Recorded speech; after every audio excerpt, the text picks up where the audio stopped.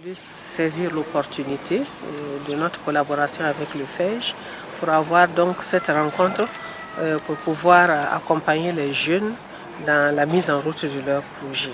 Et nous pensons que ça aura un impact assez important de les mettre ensemble et de créer une sorte de synergie dans les différents débats pour améliorer en fait leur compréhension des différents mécanismes et procédés qui seront mis en place. Puisque c'est des jeunes qui sont déjà admis au financement, donc il faut qu'on les prépare à la gestion de leur entreprise par des modules tels le marketing, la comptabilité et la gestion vraiment à proprement parler.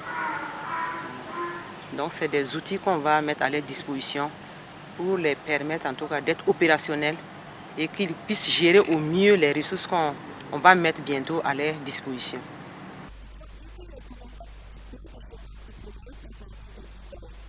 Nous avons des jeunes qui sont dans l'électricité bâtiment, qui sont aussi dans la plomberie. Nous avons des filles qui ont fait la plomberie. Nous avons des jeunes en menuiserie bois et nous avons aussi surtout des jeunes en agropastoralisme qui ont fait la formation et qui ont obtenu leur CQP, qui ont fait aussi des apprentissages dans différentes fermes et qui sont à même de pouvoir tenir leur affaire actuellement.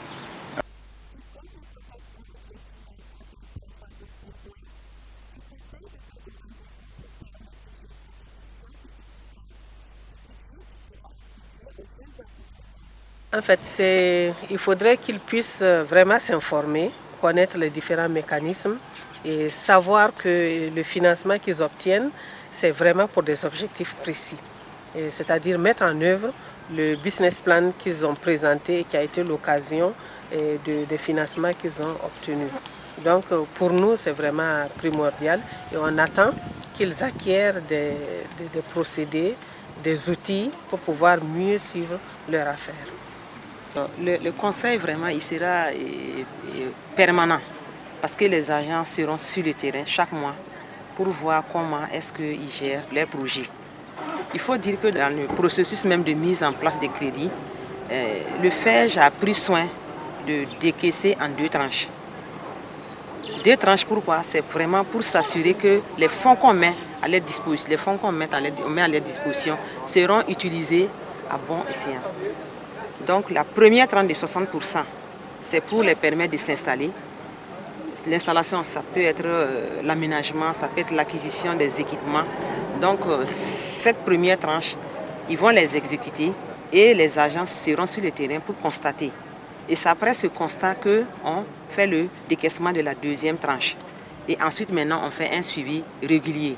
Donc c'est donc dire que le conseil sera permanent, en tout cas tout au long de la mise en œuvre du projet. Généralement, les jeunes, quand ils sont au contact des financements, parfois ils ont peut-être d'autres besoins, mais ce que nous leur conseillons, c'est surtout mettre en œuvre leur plan d'affaires tel qu'il a été arrêté et tel que le financement a été obtenu et de laisser peut-être les dépenses de prestige ou les dépenses en tout cas afférentes à la jeunesse de côté et voilà, pour réussir leur activité.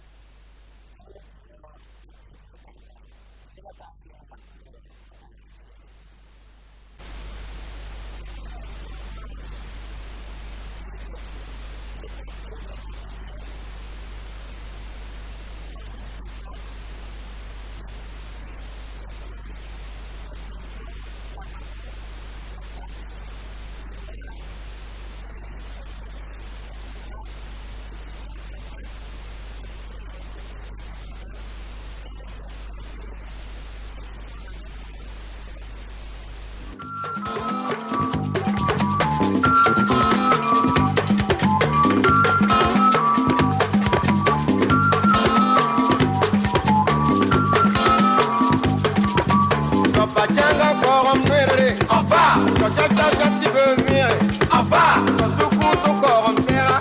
Aha, ndata meti neba kwa mano.